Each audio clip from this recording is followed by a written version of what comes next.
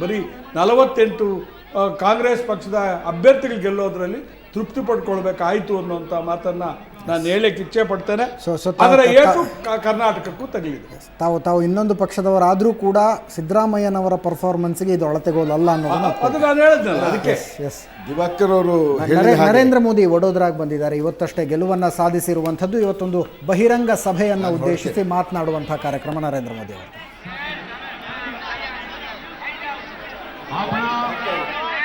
प्रधानमंत्री भारत का भाग्य विधाता श्री नरेंद्र भाई मोदी आपने हूँ बड़ोदरा शहर की जनता को की विनंती करीश कि बड़ोदरा शहर की जनता ने आप उद्बोधन करशो प्लीज श्री नरेंद्र भाई मोदी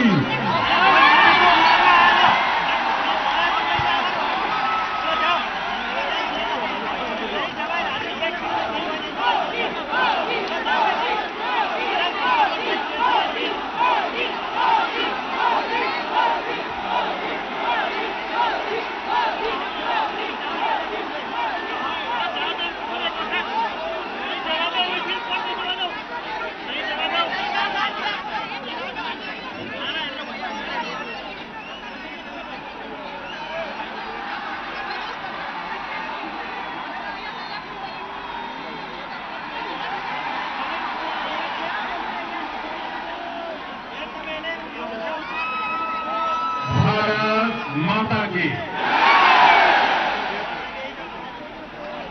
भारत माता की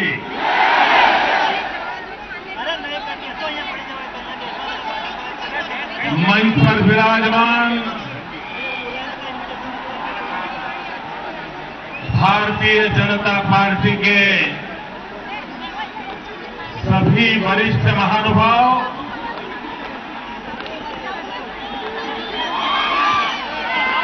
और पूरा हिंदुस्तान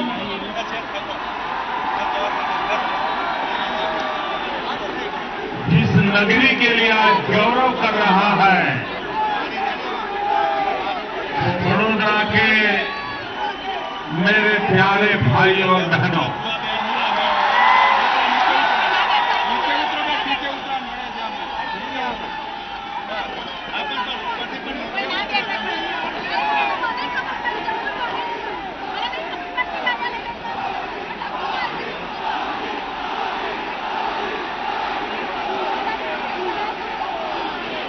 देश भर के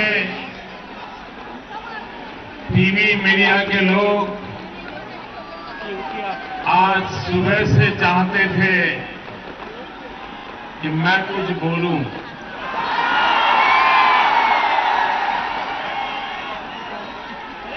लेकिन मेरा मन करता था अगर बोलूंगा तो बड़ौदा जाकर के बोलूंगा।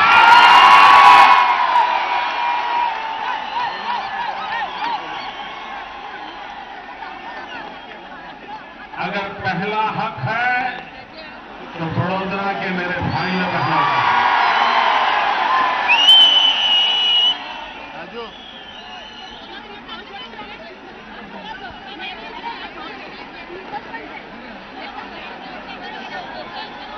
आप जरा मुझे बताइए आज का दिन कैसा लग रहा है?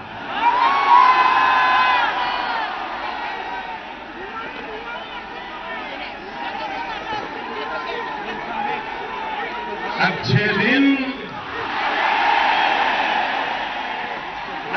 दिन वाह।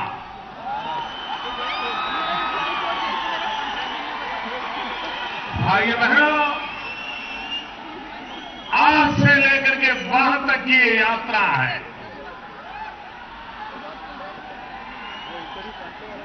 और आज मैं यहां आया हूं विशेष रूप से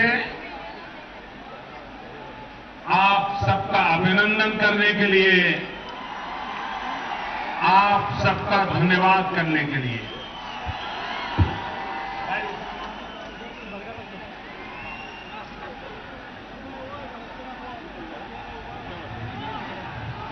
भाइयों बहनों, इस चुनाव में व्यक्तिगत रूप से उम्मीदवार के नाते दो महत्वपूर्ण बातें मेरे साथ हुई। एक, वडोदरा को मैं मुश्किल से नामांकन भरने के बाद सिर्फ 50 मिनट दे पाया था।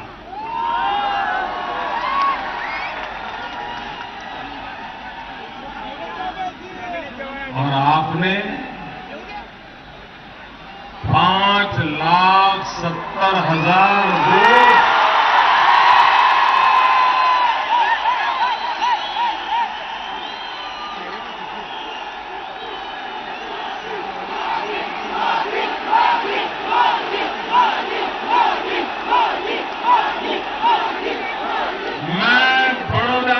जनता को सर झुका करके नमन करता हूं।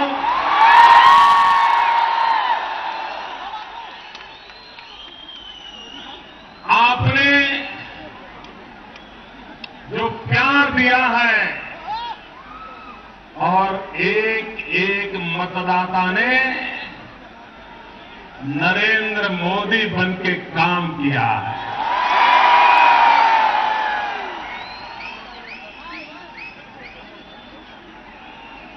भाई बहनों, मैं आप सबको हृदय से धन्यवाद करता हूं, आप सबको प्रणाम करता हूं। आपने एक बहुत बड़ी जिम्मेवारी निभाई है। दूसरी बात, शायद हिंदुस्तान के इतिहास में पहली बार किसी उम्मीदवार को अपने मतदाताओं के साथ संवाद करने का अवसर न मिला हो। बनारस ने मोदी के मौन पर मोहर लगा दी है। मुझे बनारस में एक उम्मीदवार के नाते मेरी बात बताने का सौभाग्य मुझे नहीं मिला था। उसके बावजूद भी मोदी के मौन को बनारस के लोगों ने जिस प्रकार से मोहर लगाई है, ये दोनों घटनाएं हिंदुस्तान की राजनीतिक जीवन की महत्वपूर्ण घटनाएं जो मेरे साथ जुड़ी हुई। मेरे वडोदरा के भाइयों बहनों, आपको पता है आज आपने 60 साल के हिंदुस्तान के लोकतंत्र के इतिहास में एक नया रिकॉर्ड प्रस्थापित किया है। आपको मालूम है, मैंने अभी तक मीडिया में ये बात मेरी नजर में नहीं आई, शायद मीडिया वालों को भी नजर नहीं आया होगा। हमारे देश में जो जनरल इलेक्शन होते हैं, जैसे अभी हुआ जनरल इलेक्शन हुआ, मैं उपचुनाव की बात नहीं कर रहा हूं। मैं उपचुनाव कहीं एकाध दो जगह पे उपचुनाव होता है उसकी बात नहीं कर रहा हूं, इसलिए मीडिया वाले मुझे कोई नेगेटिव कोट करके फिर गाड़ी आगे न चला दें।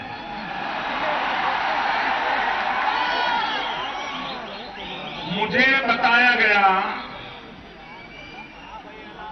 कि हमारे देश में अब तक जितने लोकसभा के जनरल इलेक्शन हुए हैं उसमें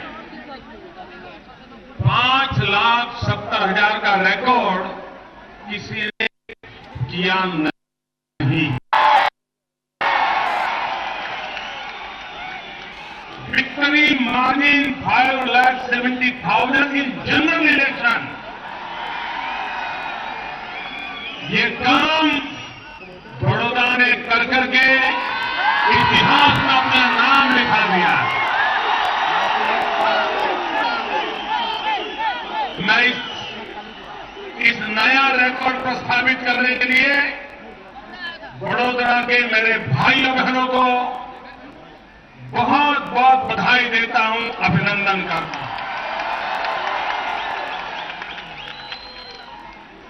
मैं देश के इलेक्शन कमीशन को,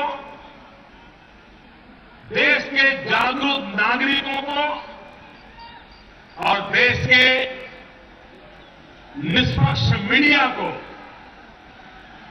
ये प्रार्थना करता हूं कि गुजरात में बड़ौदा के नागरिकों ने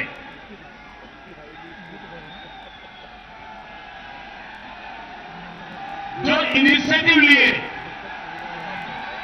और किसी व्यक्ति का प्रचार नहीं,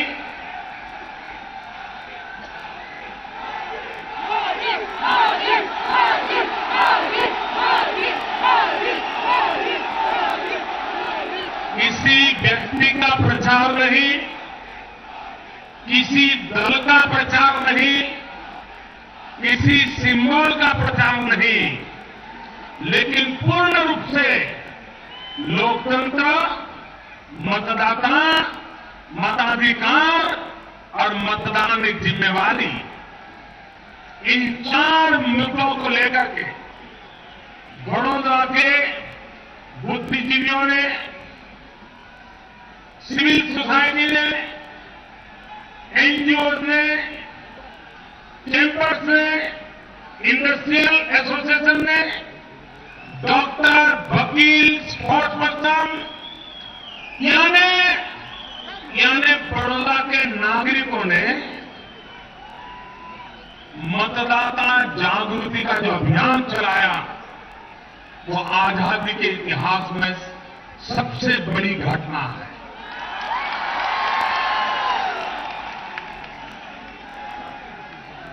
एक नागरिक के नाते मैं बड़ौदा के इन भिन्न भिन्न और राजनीतिक संगठनों का सार्वजनिक रूप से अभिनंदन करता हूं, उनको मैं बधाई देता हूं। और जैसा मैंने कहा, निष्पक्ष मीडिया, देश के निष्पक्ष एनजीओ, इलेक्शन कमीशन, बड़ौदा की सिविल सोसाइटी एंड एनजीओ की एक्टिविटी का एक दस्तावेज तैयार करके भविष्य के चुनाव में राजनीतिक दलों के सिवाय, सरकार के सिवाय, मीडिया के सिवाय और भी लोग क्या काम कर सकते हैं, इसका एक उत्तम काम बड़ौदा के किया है। मैं उन सबको अभिनंदन करता हूं और भविष्य में देश के लोकतंत्र की ताकत क्या है, उसका परिचय कराने के लिए ऐसा करें, 3-4 लोग वहां से खाली लीजिए, लोग देख पाए, आप इधर को आए।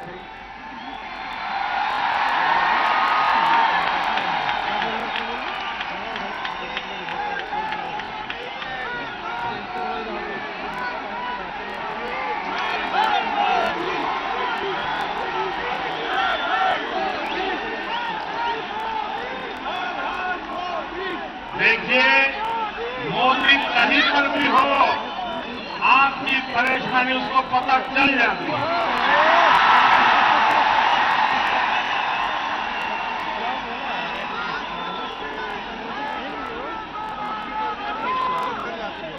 और इसलिए भाइयों बहनों, मैं मतदाता जागृति का जो अद्भुत काम यहां हुआ है, इसके लिए मैं बड़ौदा को पूरे हिंदुस्तान के लिए एक दिशा दर्शक काम किया है, प्रेरक काम किया है। मैं उनको बहुत बहुत बधाई देता हूं। भाइयों बहनों, इस चुनाव में गुजरात ने अद्भुत रिकॉर्ड प्रस्थापित किए हैं। से 26।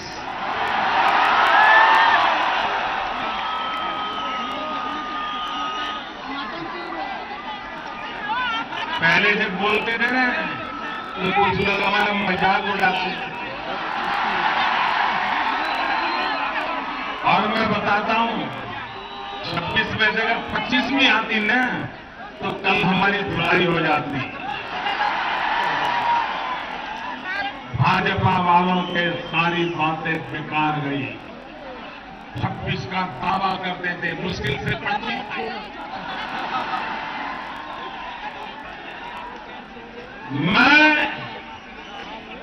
मैं गुजरात की जनता का आभारी हूं। उन्होंने 26 में से 26 सीटें दे करके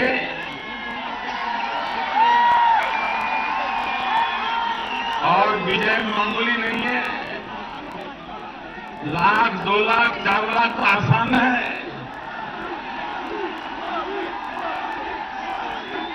मुझे बताया गया कि गुजरात में मतदाताओं ने भाजपा के पक्ष में 59+%, यानी करीब करीब 60% पोलिंग किया। 60%। ये हिंदुस्तान के लोकतंत्र की नई मिसाल है। ये नई मिसाल है भाई।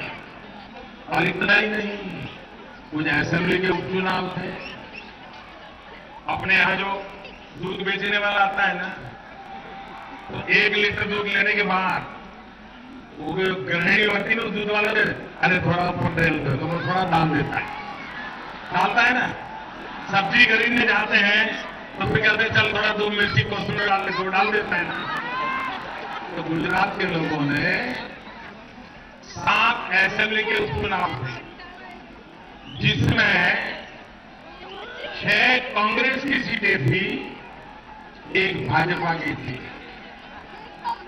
भाइयों बहनों, कांग्रेस से उसमें से भी 3 छीन करके हमको दे दी। 7 में से 4 भारतीय जनता पार्टी ने असेंबली में भी दे दी, और 3 इसलिए रखी है कहीं उनको तकलीफ न हो।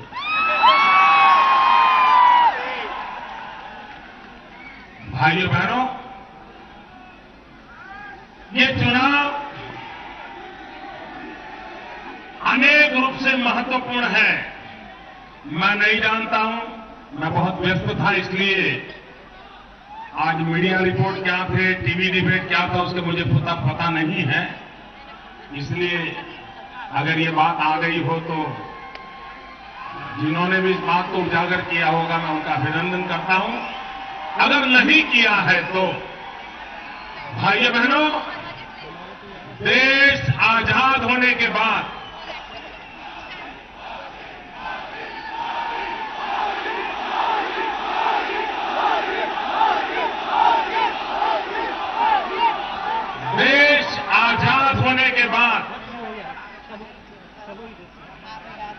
ज्यादातर कांग्रेस पार्टी की सरकार रही है, और जब भी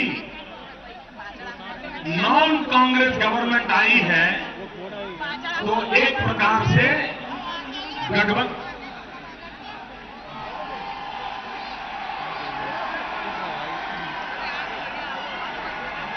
आप लोग इजाजत दें तो मैं बोलूं।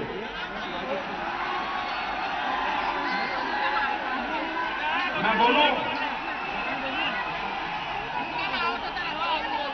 आप लोग इजाजत दें तो बोलो। बोलो भैया। Thank you. भाइयों बहनों,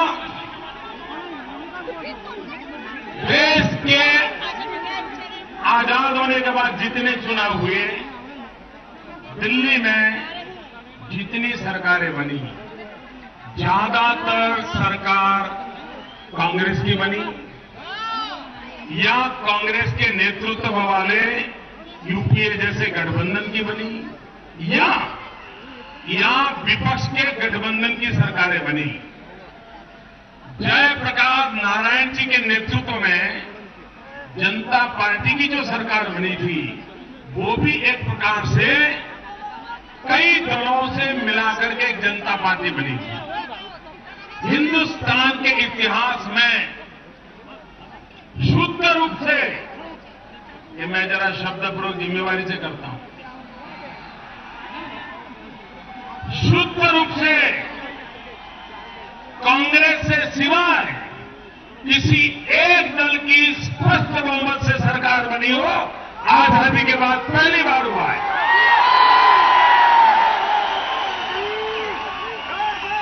मैं नहीं जानता हूं पॉलिटिकल पंडितों का इस पर ध्यान गया कि नहीं गया। भाइयों बहनों, आजादी के बाद जनता पार्टी भी इमरजेंसी में कई दलों को मिलाकर के एक प्लेटफॉर्म बनाया गया। ये पहला चुनाव है जो शुद्ध रूप से सन 52 से कांग्रेस की विचारधारा के खिलाफ लड़ाई लड़ने वाला, राष्ट्रवादी विचारधारा को लेकर के चलने वाला, एक वैचारिक अधिष्ठान पर खड़ा हुआ दल इस चुनाव मैदान में हिंदुस्तान की जनता के आशीर्वाद पाने में सफल हुआ।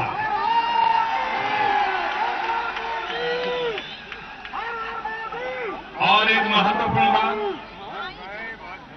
अब तक देश के चुनावों का नेतृत्व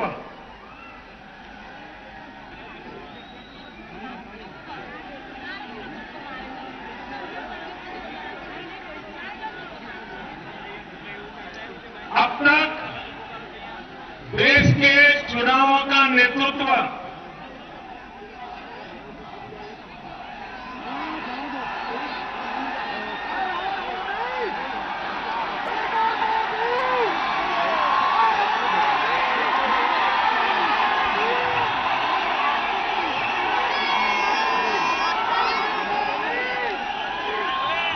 अब मेरी बारी, आपकी बारी हो गई, अब मेरी बारी।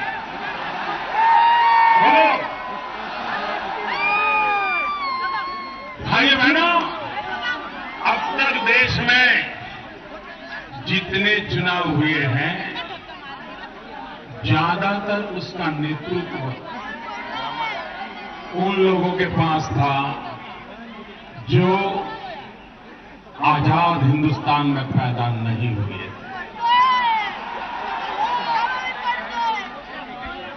आजादी के पहले पैदा हुए थे, उनके पास हर चुनाव में नेतृत्व रहता था।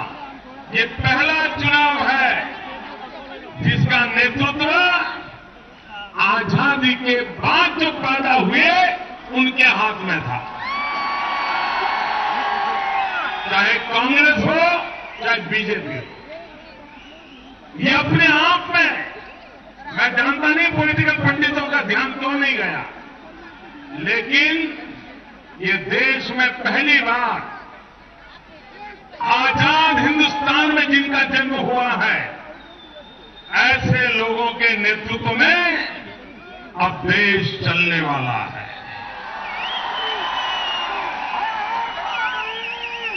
भाइयों बहनों, मैं आज इस सयाजीराव गायकवाड़ जी की धरती से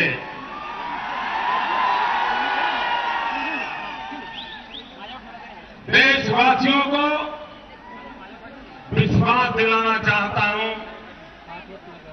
कि हमें आजादी के लिए मरने का सौभाग्य नहीं मिला। हमें आजादी के लिए जेल जाने का सौभाग्य नहीं मिला। हमें आजादी के जंग में अंग्रेज सल्तनत के जुल्मों को सहने का सौभाग्य नहीं मिला। लेकिन भले हमें आजादी के लिए जीने मरने का अवसर न मिला हो, लेकिन आजाद हिंदुस्तान में सुराज्य के लिए जीना ये हमारा संकल्प है।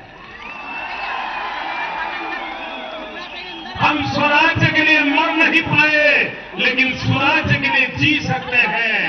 देश के लिए मरने का सौभाग्य नहीं मिला, लेकिन देश के लिए जीने का सौभाग्य मिला है। 125 करोड़ देशवासी, 125 करोड़ देशवासी, आज देश के लिए मरने का समय नहीं है, आज देश के लिए जीने का समय है। और इसलिए भाइयों बहनों, अगर 125 करोड़ देशवासी देश के लिए जीने का संकल्प करते हैं, 125 करोड़ देशवासी एक नागरिक एक कदम चले, तो मेरा देश 125 करोड़ कदम आगे बढ़ जाएगा। एक जनशक्ति है जिसके सामर्थ्य से भारत का भविष्य बनने वाला है। और भाइयों बहनों, आपका मुझ पर भरोसा है, मेरा आप पर भरोसा है। और ये भरोसे की ताकत है जो भारत के सामान्य मानवी के सपनों को पूरा करने का सामर्थ्य रखती है। और भाइयों बहनों, उसी के आधार पर हमें आगे बढ़ना है। भाइयों बहनों, देश की जनता ने 3 सेंचुरी लगाई है, ट्रिपल सेंचुरी। एनडीए को 305 दे दी।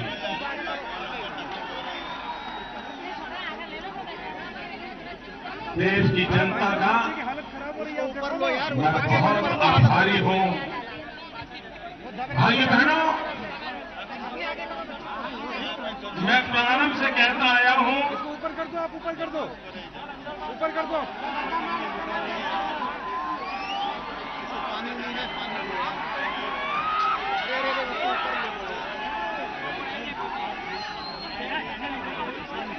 मैं प्रारंभ से कहते आया हूं कि जो सरकार होती है वो सरकार किसी दल की नहीं होती है। सरकार देश की होती है। सरकार कुछ विशेष लोगों की नहीं होती है। सरकार 125 करोड़ देशवासियों की होती है। सरकार किसी एक भूभाग की नहीं होती। सरकार आज से तो हिमाचल से लेकर के कन्याकुमारी तक और कच्छ से लेकर के कामरूप तक पूरे हिंदुस्तान की होती है। सरकार के लिए न कोई अपना होता है, सरकार के लिए न कोई पराया होता है। 125 करोड़ देशवासी ये हमारे अपने होते हैं। उन्हीं का कल्याण, उन्हीं का सुख, उन्हीं की जिंदगी में बदलाव लाना ये सरकार की प्राथमिकता होती है। और इसलिए भाइयों बहनों, चुनाव की सरगर्मी समाप्त हो चुकी है। देश की जनता ने अपना वर्डिक्ट दे दिया है और वो वर्डिक्ट हमें ये भी कहता है कि हमें हिंदुस्तान को आगे ले जाना है। 125 करोड़ देशवासियों को उनके सपनों को पूरा करने के लिए परिश्रम की पराकाष्ठा करनी है। भाइयों बहनों, मैं एक सवाल पूछूं आपको? पूछूं?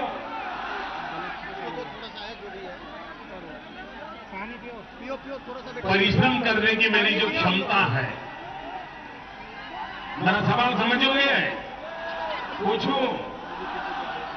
परिश्रम करने की मेरी जो प्रतिबद्धता है, परिश्रम करने की मेरी जो पराकाष्ठा है, इसमें इस देश में किसी को शक है क्या? किसी को शक है क्या? हम तो मजदूर नंबर 1 है भैया।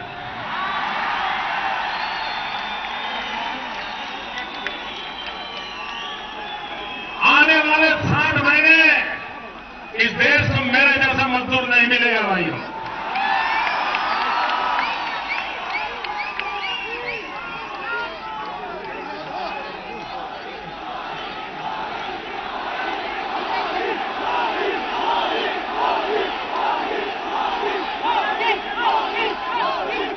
और मैंने चुनाव अभियान में मजदूर कैसा होता है यह उदाहरण प्रस्तुत कर दिया है।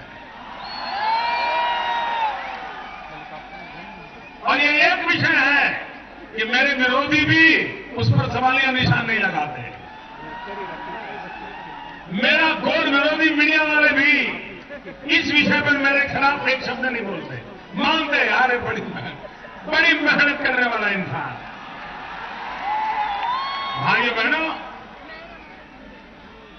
4 बार आपने मुझे मुख्यमंत्री के नाते दायित्व दिया है और एक दिन भी मैंने वैकेशन नहीं लिया है, क्योंकि मैं मानता हूं कि आपने मुझे जो जिम्मेवारी दी है इसको पूरा करने में शरीर का प्रत्येक कण, समय का प्रत्येक क्षण 125 करोड़ देशवासियों को समर्पित है।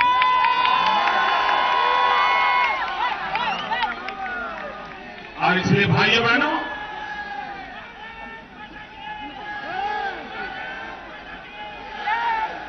मैं आपको विश्वास दिलाता हूं, मैं देशवासियों को भी विश्वास दिलाता हूं, हमारा मकसद है जो हमने नारा नहीं, गुजरात में हमारे उस स्पिरिट को हमने जी करके दिखाया है। वो हमारा स्पिरिट है सबका साथ, सबका साथ, सबका साथ, सबका साथ, सबका साथ। भाइयों बहनों, सबका साथ सबका विकास, यही हमारे काम का मंत्र है और ये खोखले शब्द नहीं है, ये हमारे स्पिरिट है, हमारे वर्क कल्चर का डीएनए है। और इसलिए भाइयों बहनों, जनता ने हमें स्पष्ट बहुमत दिया, एनडीए को इतना भारी संख्या में हमें विजय दिया, लेकिन भाइयों बहनों, ये विजय हमारे लिए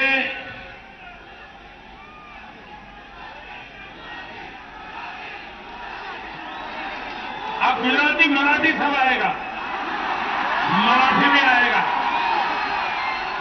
लेकिन मेरे बड़ौदा के भाइयों बहनों, अब आपने मोदी को बड़ौदा का नहीं रहने दिया, देश का बना दिया।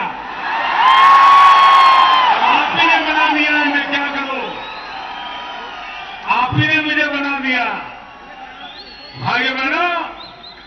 और इसलिए सबका साथ सबका विकास, भाइयों बहनों, विजय कितना ही भव्य क्यों न हो, भारतीय जनता पार्टी की विजय पताका कितनी ही ऊंचाइयों पर क्यों न फहरती हो, एनडीए का विजय पथ इतना तेजस्वी ओजस्वी रहा हो, इसके बावजूद भी भारत का संविधान मुझे कहता है, भारत का लोकतंत्र मुझे सिखाता है, भारत की उज्जवल परंपराएं मुझे सिखाती है। और बड़ौदा की धरती, जहां पर से सयाजीराव गायकवाड़ ने देश को बाबा साहब आंबेडकर दिए थे, कभी कभी लगता है अगर गायकवाड़ न होते तो देश को बाबा साहब आंबेडकर न मिलते। ऐसा जिस धरती पर पवित्र काम हुआ है, इस धरती पर से बाबा साहब आंबेडकर का पुण्य स्मरण करते हुए मैं देशवासियों को विश्वास दिलाना चाहता हूं, हमारे लिए लेटर एंड स्पीच में देश के सभी दलों को, हमारे कितने ही विरोधी क्यों न हो, सबको साथ लेकर के चलने का हमारा मकसद है। हम कोई कोशिश करने में कमी नहीं रखेंगे। जब अखबार वाले मुझे टीवी इंटरव्यू में पूछते थे, बोले मोदी जी अगर बहुमत नहीं आया तो क्या करोगे, टिकना नहीं होगा तो क्या करोगे? मैं उनको कहता था कि सरकार चलाने के लिए देश की जनता हमें स्पष्ट जनादेश देने वाली है, और वो दिया। लेकिन मैंने उस समय भी कहा था, सरकार चलाने के लिए स्पष्ट जनादेश होने के बावजूद भी देश चलाने के लिए हम सबको साथ रखना चाहते हैं। सरकार चलाने के लिए बहुत कुछ मिल चुका है, देश चलाने के लिए सबको लेकर के चलना ये हमारी जिम्मेवारी है। इस जिम्मेवारी को हम सर झुका करके नम्रतापूर्वक अदा करने के लिए सफल हो, इसके लिए मुझे आपका आशीर्वाद चाहिए। जिन राज्यों में आज विधानसभा के भी चुनाव थे, इन भिन्न भिन्न विधानसभा चुनाव में विजयी होने वाले राजनीतिक दलों को, उनके नेताओं को, वहां पर नए चुने गए विधायकों को मेरी तरफ से मैं बहुत बहुत शुभकामनाएं देता हूं। और मुझे विश्वास है कि भव्य भारत के निर्माण में, उनके राज्य में, उनके नेतृत्व में आगे बढ़ने के लिए वो भरपूर प्रयास करेंगे और सफल होंगे, ये मेरी उनको शुभकामनाएं हैं। जो सांसद पूरे देश से चुन करके आ रहे हैं, कुछ के नतीजे बाकी होंगे, कुछ के आने बाकी होंगे, अलग अलग दल होंगे, उन सबके दल के सफलता प्राप्त करने वाले और जिनको अभी शायद सफलता मिली न मिली हो, उन सबको भी मेरी तरफ सभी दल के सभी राजनेताओं को अंतःकरण पूर्वक बहुत बहुत शुभकामनाएं देता हूं। और मैं आशा करता हूं कि देश चलाने में उनका समर्थन मिलता रहेगा, सहयोग मिलता रहेगा और हम सब मिलकर के देश को आगे बढ़ाने में यशस्वी होंगे।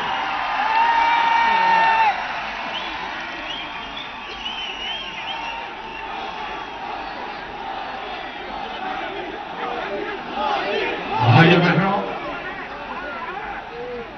मुझ पर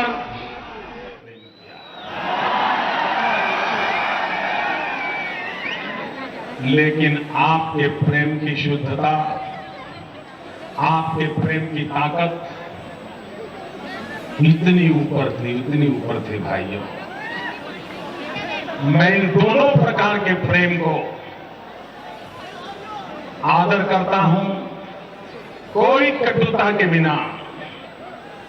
आपके प्यार के भरोसे उस प्यार को भी सच्चे प्यार में कन्वर्ट कर दूंगा, ये मुझे आशीर्वाद दीजिए।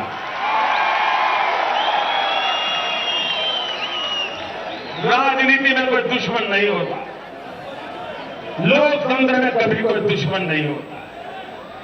लोकतंत्र में सिर्फ प्रतिस्पर्धी होते हैं और प्रतिस्पर्धा एक लोकतंत्र की ब्यूटी है, खूबसूरती है। प्रतिस्पर्धा के बिना लोकतंत्र कहां टिकेगा?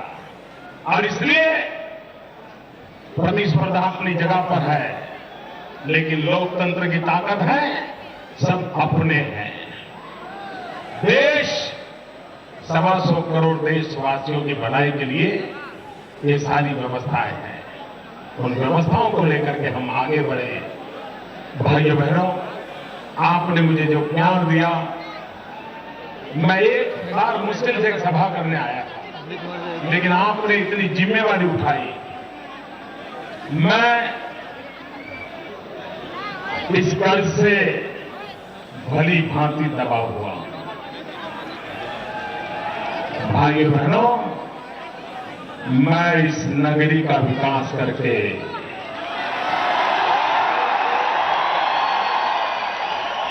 इस नगरी को नई ऊंचाइयों पर ले जा करके आपके इस प्यार को विकास के रूप में समाया करके लौटाऊंगा। भाई समाया।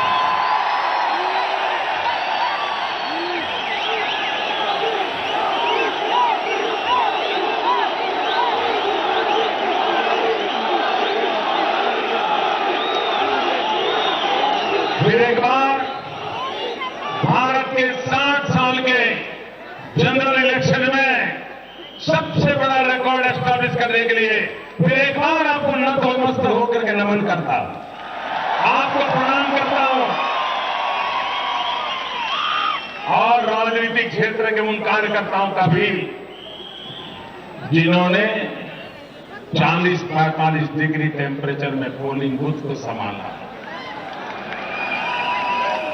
जिन्होंने घर घर जाकर के लोग कहते थे अरे अब चिंता मत करो, मरने की जरूरत नहीं है, ऐसा कहते थे लोग, फिर भी वो कहते थे नहीं हमारा कर्तव्य, हम आएंगे, हम कहेंगे, मिलेंगे। ये तपस्या है, ये तपस्या जिन्होंने की है उन लाखों लाखों भाइयों बहनों को, उन लाखों लाखों कार्यकर्ताओं को हृदय से मैं अभिनंदन करता हूं। बहुत बहुत बधाई। मैं हजारों की तादाद में यूट्यूब पर छोटे छोटे बच्चों के स्लोगन में देखता था। मैं जरा सोशल मीडिया में जरा नजर करने का मेरा शौक है। 1-1 साल के 2-2 साल के बच्चे अब की बार यूट्यूब पर देखिए आप,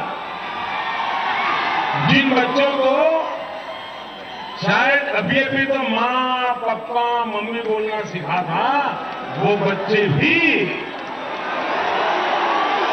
इसका मतलब ये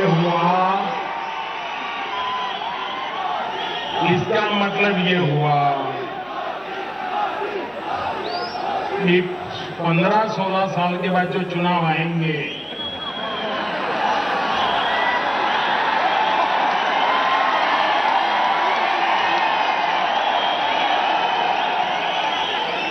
उसकी फौज भी तैयार हो गई।